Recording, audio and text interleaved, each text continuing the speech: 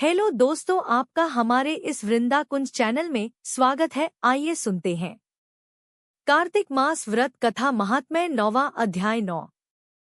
राजा पृथु ने कहा, हे मुनिश्रेष्ठ नारद जी, आपने कार्तिक माह के व्रत में जो तुलसी की जड़ में भगवान विष्णु का निवास बताकर उस स्थान की मिट्टी की पूजा करना बतलाया है। अतः मैं श्री तुलसी जी के महात्म्य को सुनना चाहता हूँ।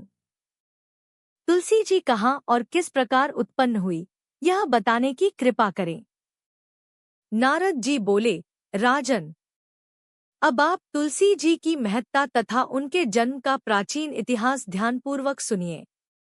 एक बार देवगुरु बृहस्पति और देवराज इंद्र भगवान शंकर का दर्शन करने कैलाश पर्वत की ओर चले, तब भगवान शंकर ने अपने भक्तों की परीक्षा लेने के लिए जटाधारी दिगंबर का रूप धारण कर उन दोनों के मार्ग में अवरोध उत्पन्न किया। यद्यपि वह तेजस्वी, शांत, लंबी भुजा और चौड़ी छाती वाले, गौर वर्ण, अपने विशाल नेत्रों से युक्त तथा सिर पर जटा धारण किए वैसे ही बैठे थे, तथापि उन भगवान शंकर को न पहचान कर इंद्र ने उनसे उनका नाम व धाम आदि पूछते हुए कहा कि क्या भगवान शंकर अपने स्थान पर हैं या कहीं गए हुए हैं।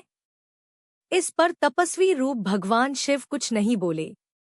इंद्र को अपने त्रिलोकीनाथ होने का गर्व था, उसी अहंकार के प्रभाव से वह चुप किस प्रकार रह सकता था।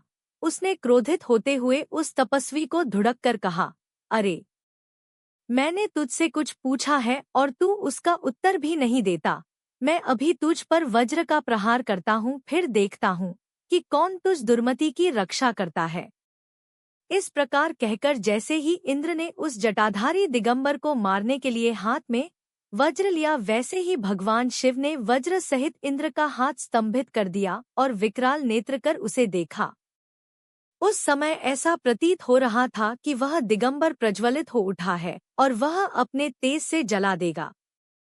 भुजाएं स्तंभित होने के कारण इंद्र दुखित होने के साथ साथ अत्यंत कुपित भी हो गया, परंतु उस जटाधारी दिगंबर को प्रज्वलित देखकर बृहस्पति जी ने उन्हें भगवान शंकर जानकर प्रणाम किया और दंडवत होकर उनकी स्तुति करने लगे। बृहस्पति भगवान शंकर से कहने लगे, हे दीनानाथ, हे महादेव, आप अपने क्रोध को शांत कर लीजिए और इंद्र के इस अपराध को क्षमा कीजिए। बृहस्पति के यह वचन सुनकर भगवान शंकर ने गंभीर वाणी में कहा, मैं अपने नेत्रों से निकाले हुए क्रोध को किस प्रकार रोकूं? तब बृहस्पति ने कहा, भगवन, आप अपना भक्तवत्सल नाम सार्थक करते हुए अपने भक्तों पर दया कीजिए।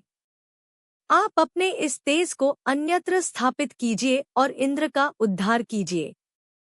तब भगवान शंकर गुरु बृहस्पति से बोले, मैं तुम्हारी स्तुति से अत्यंत प्रसन्न हूँ। तुमने इंद्र को जीवनदान दिलवाया है। मुझे विश्वास है कि मेरे नेत्रों की अग्नि अब इंद्र को पीड़ित नहीं करेगी। बृहस्पति से इस प्रकार कहकर भगवान शिव ने अपने मस्तक से निकाले हुए अग्निमय तेज को अपने हाथों में ले लिया और फिर उसे क्षीर सागर में डाल दिया। तत्पश्चात भगवान शंकर अंतर्ध्यान हो गए। इस प्रकार जिसको जो जानने की कामना थी उसे जानकर इंद्र तथा बृहस्पति अपने अपने स्थान को चले गए।